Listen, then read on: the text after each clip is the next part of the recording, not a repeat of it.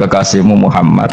Dengan sholawat ini rohnya saya, musolli itu rohnya saya yang membaca sholawat bisa sambung dengan rohnya Rasulullah. Dan setelah sambung saya terhitung sebagai orang yang mencintai Rasulullah. Dan saya berharap dari cinta itu saya tertulis sebagai umatnya.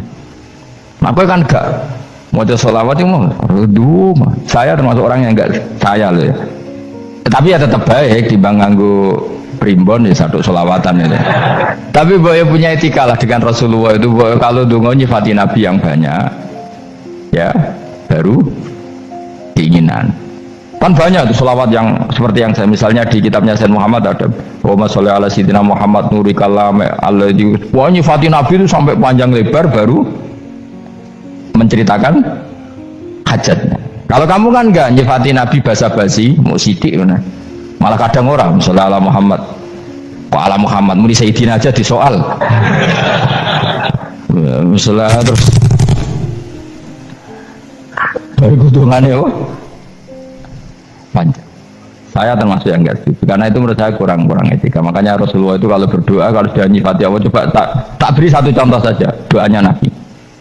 Alhamdulillahi hamdan yuwafi ni'amahu wa yukafi'u mazidah ya Rabbana lakal hamdu kama yanbaghi li jalali wajhika 'azimi sultanik la nuhsi sana'an 'alaika anta kama asnaita 'ala nafsik. Itu sudah berapa itu nyifatin itu belum doanya tuh.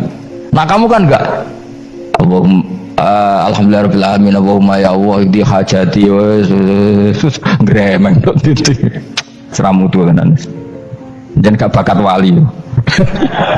Nah cara kula iku sisen dene. Kula wis sering ngamini dongane wong ngono tapi ning atiku amin maksudnya amin barno mawon Gusti. Nanti aku amin tapi amin ku barno mawon Gusti.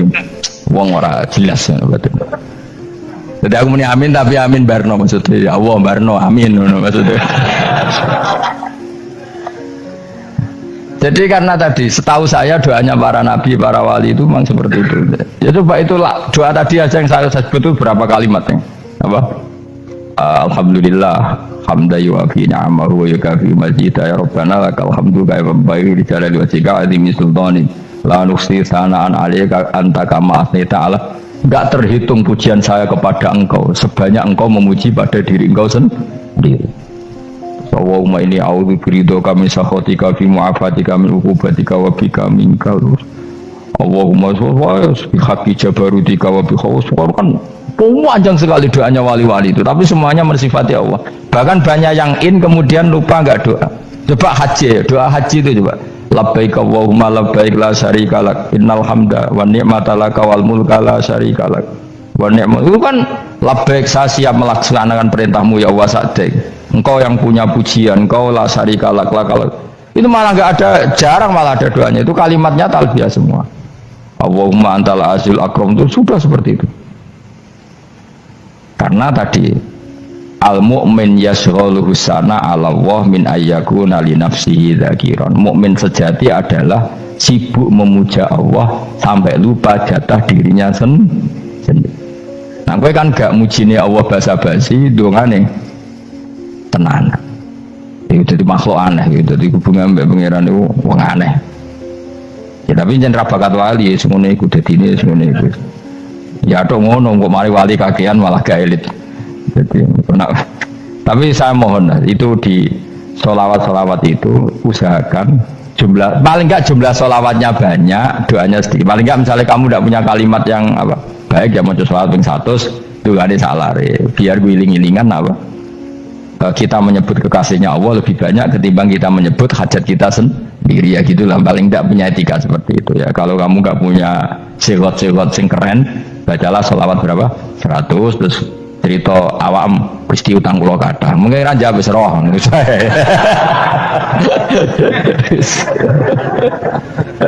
tapi kan kita menyebut kekasihnya sampai 100 nyebut utang bisa no cowok nyebut kekasih bisa nyebut utangnya satu. Berarti yang kemudian ditakoki pangeran, gue nyebut kekasihku biro pisan, nyebut utang 100 dasar rayu utang nomor ya. Dan saya termasuk orang yang nggak setuju tadi. Jadi kalau apa redaksi sholawat cari yang mujinya Nabi lebih apa lebih banyak, karena itu nanti lebih diridhoi Allah Taala. Coba Allah sendiri kalau nyebut nabinya itu, hitung saja. Laqad ja'akum rasulun min anfusikum. Jadi rasulun min anfusikum, seorang rasul yang sejenis dengan kamu. Terus azizun, orangnya sangat terhormat. Alaihi ma'anitum, rasul ini siap menanggung apa yang kalian tidak mampu. Kowe ra bakal mlebu swarga baru kaya syafaate Nabi akhir mlebu swarga. Kowe ra kelar korban, Nabi tahu mengorbankan kita semua. Dokha Rasulullah bikab ini terus hada an ahli wa hada amman lam yutokhi min mati ini alihima anitum. Nabi menanggung apa yang kalian berat. Azizun, Nabi itu ali, terus harisun alaikum, Nabi sangat berkomitmen menyelamatkan kalian. Haris itu keinginan yang berlebihan, itu jenis apa? Haris kayak kuno namanya ini ngungseng, keinginan yang over. Nabi itu sangat berkeinginan kita ini maslahat. Terus bil mu'minina raufur, Allah yang dat yang super saja kalau nyebut nabinya nyifati sebanyak itu.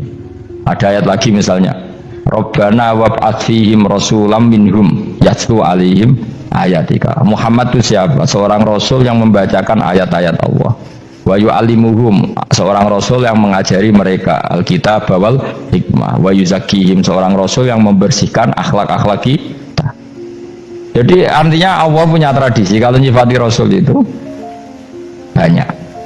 Juga nyifati orang-orang sekeliling Rasul. Makanya menurut saya madhab Syiah itu enggak pas. Karena Allah kalau nyifati Rasulullah itu jika nyifati orang-orang di sekeliling Rasulullah, dan itu dengan pujian. Yaitu Muhammadur Rasulullah walladzina ma'ahu asyidda walal kufar ruhama'u bainahum tarahum ruk'an sujada yabtaguna fadlan minallahi warid wa nasimahum fi wujuhihim min atharis sujud. Itu kan panjang sekali. Dan orang-orang sekeliling Muhammad adalah begini. Kayak apa Allah muji para ashabu Rasulillah? Masa kita ikut kelompok yang menghina ashabnya apa? Rasulillah. Makanya kita tetap madzhab ahli sunnah wal jamaah, yaitu mencintai semua sahabat. Karena Allah saja yang Tuhan mensifatinya dengan sehormat itu. Mensifati apa? Ashabu Rasulillah. Disifati orang-orang yang saling kasih sayang sama orang mukmin. Tarahum rukaan, sujud dan komitmen hidupnya untuk rukuk dan sujud. Simahum fi wujuhihim min asari sujud. Sudah asari sujud tidak usah diterjemah, nanti sensitif. Cuma setahu saya asar sujud itu nanti setelah di akhirat orang sering sujud itu jabahnya itu ada nurnya. Tapi kalau ada yang nafsirkan asari sujud itu warna tertentu ya semboy, itu sensitif. Yang jelas asari sujud itu ya sudah seperti itu. Seneng kamu kok kasut. Kowe nyen provokator, nah ono apa ya? Ada hal yang begitu terus mau berlebihan. Teke ya kisimun. Aku ora ada kepentingan pokoknya ayat si mahum fi wujuhihim min athari sujud, bahwa dalam jabahnya itu ada asaris sujud. Itu masyhur kan, saya terangkan ya, tapi gue jauh sensitif loh, biasa wae. Suatu saat Rasulullah itu ngendikan begini, nanti saya kata Nabi akan nyafaati kalian semua. Sahabat-sahabat tanya, ya Rasulullah dengan sekian miliar orang bagaimana kamu mengenali kita? Saya ulang lagi, suatu saat saya nanti akan nyafaati kalian karena saya kenal kalian. Maksudnya di akhirat.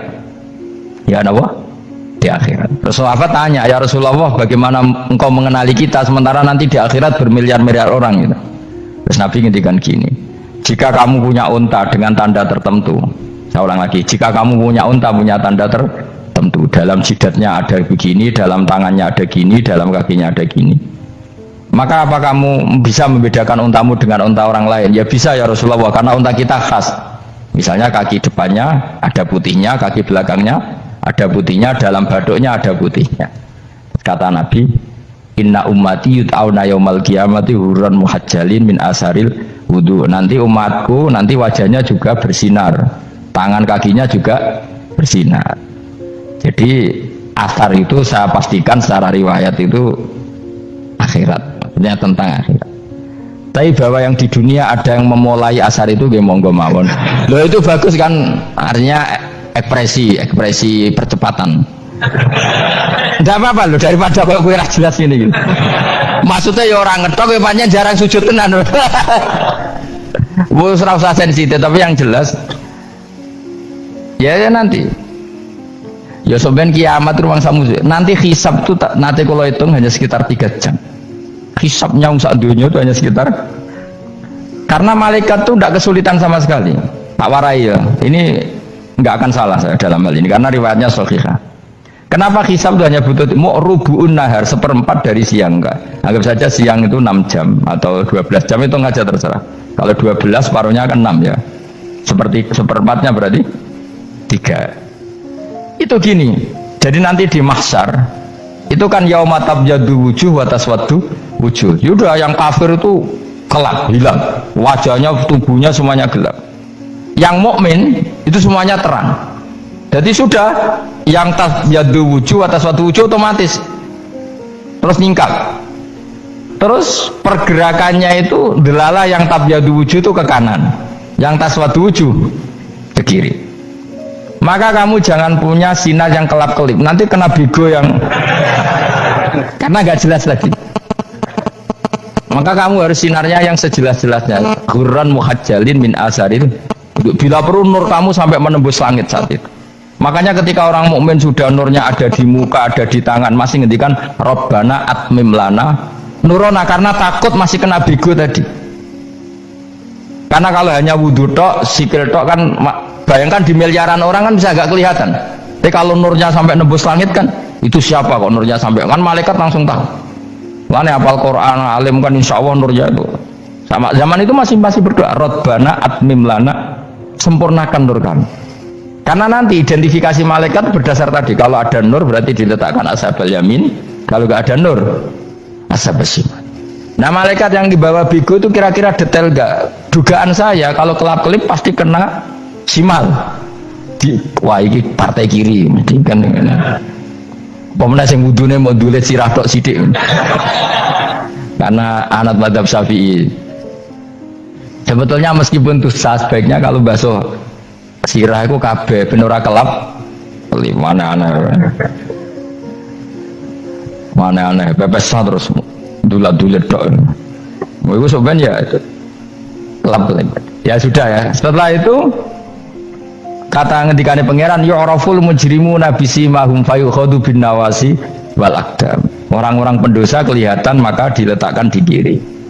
Nah sama yang orang-orang baik simahum fi wujuhim min asari. Jadi ayat itu jelas tentang akhirat. Tapi kira usah terus provokasi. Seneng kok ya khisimun. Maksudnya provokator gitu. Jadi nanti yang mukmin jelas nurnya. Lah nur ini nanti dengan kadar iman kamu, perilaku kamu. Ada yang kelap-kelip, ada yang. Nah, yang kelap-kelip ini orang kena bigo itu tadi. Nanti setelah kena bigo ikut ashabis simal, yang kelap-kelip disortir lagi malaikat yang bagian detail kan ada nanti. Nah, ini terus ditubir neraka. Yang kafir benar-benar neraka, yang ini ditubir neraka. Nah, itu nanti ini yang ngel-ngelok Kanjeng Nabi digoleki ya ini itu.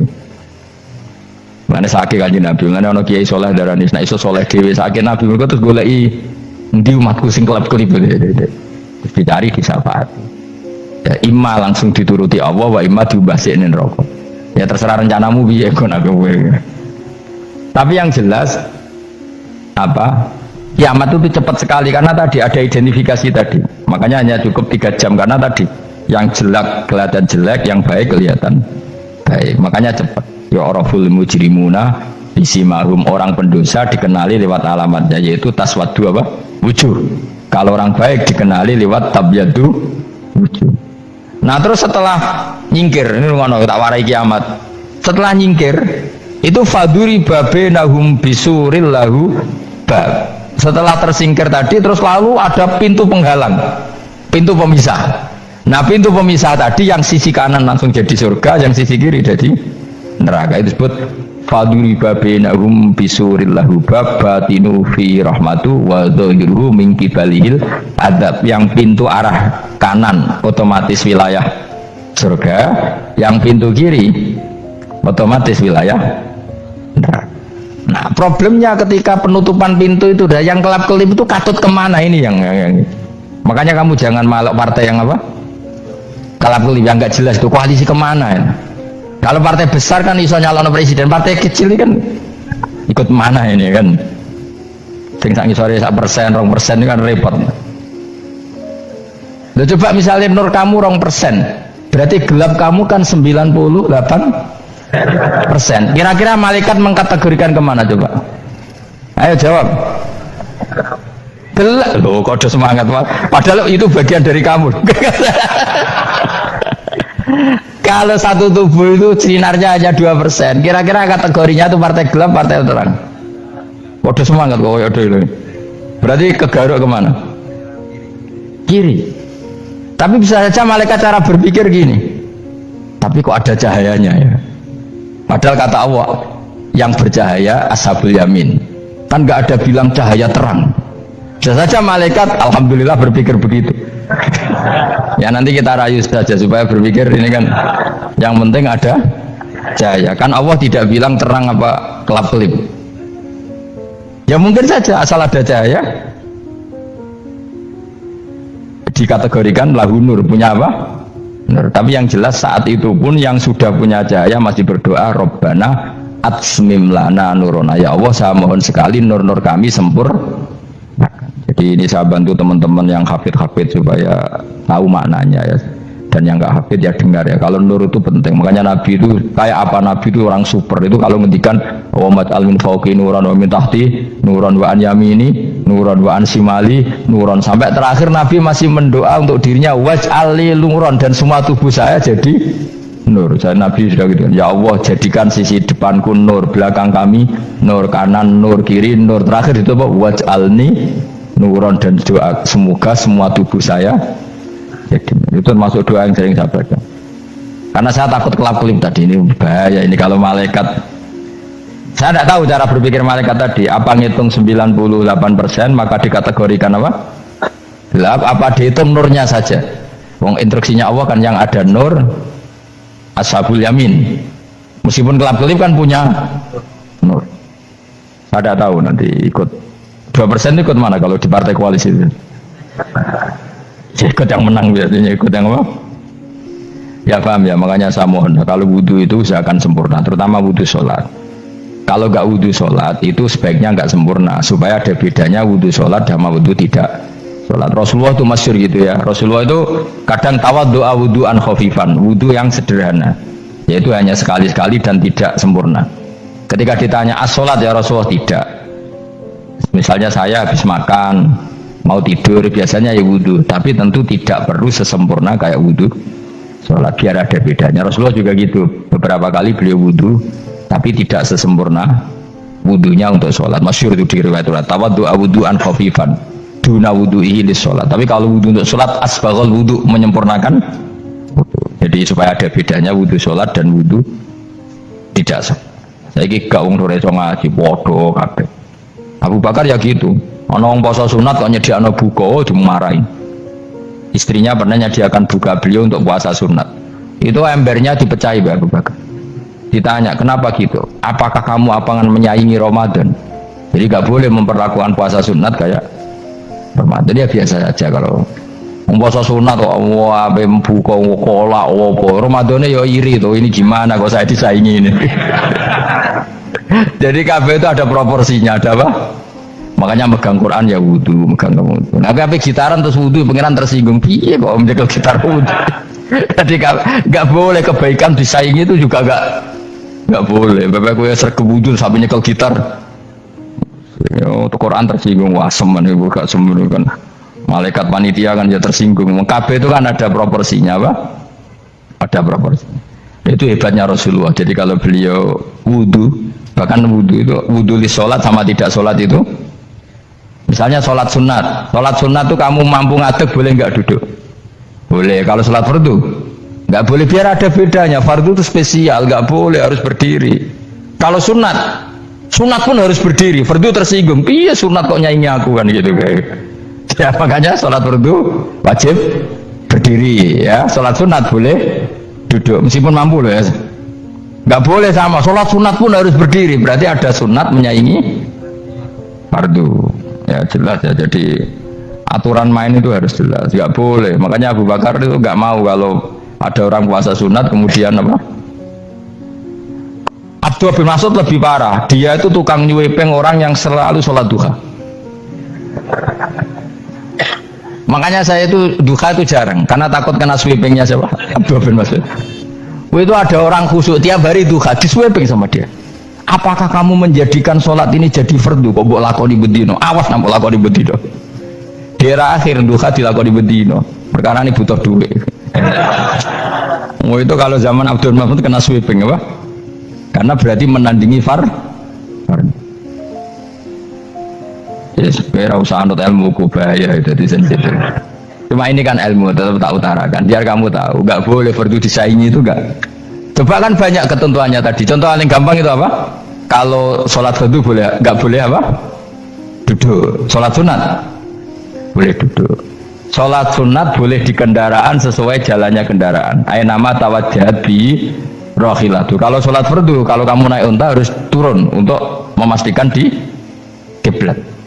Jadi banyak sholat sunat kamu dalam keadaan najis sudah tidak boleh dilakukan. Kalau sholat fardu, karena saking pentingnya fardu, meskipun dalam keadaan najis tidak menemukan alat sesuci harus tetap sholat. Jenenge sholat dihormatil waktu, karena nggak boleh fardu ditinggalkan. Meskipun nanti harus iadah, karena nggak boleh mengalahkan fardu meskipun itu oleh najis. Jadi misalnya kamu pergi hanya bawa satu celana, kemudian di terminal atau apa kena najis, kena uyah sampean misalnya, kamu harus tetap wudu dan sholat, karena nggak boleh fardu ditinggalkan meskipun nanti harus iadah, karena sholat kamu tidak sempurna. Dalam keadaan celana kamu najis boleh nggak sholat sunat? Oh nggak boleh, karena kalau fardu itu darurat, memang sesuatu yang harus maka dilakukan. Tapi kalau kamu dalam keadaan nggak suci nggak boleh melakukan sholat apa? Sunat, karena fardu itu spesial apa? Spesial. Bon kula terusno ya. Wamtazil yauma ayyuhal mujrimun. Ya, jadi orang mujrimun harus terpisah dari orang apa? Mukmin. Dan yang keharusan itu ketika di surga. Tapi kalau di dunia ya boleh muamalah boleh. Ya muamalah yang halal maksudnya.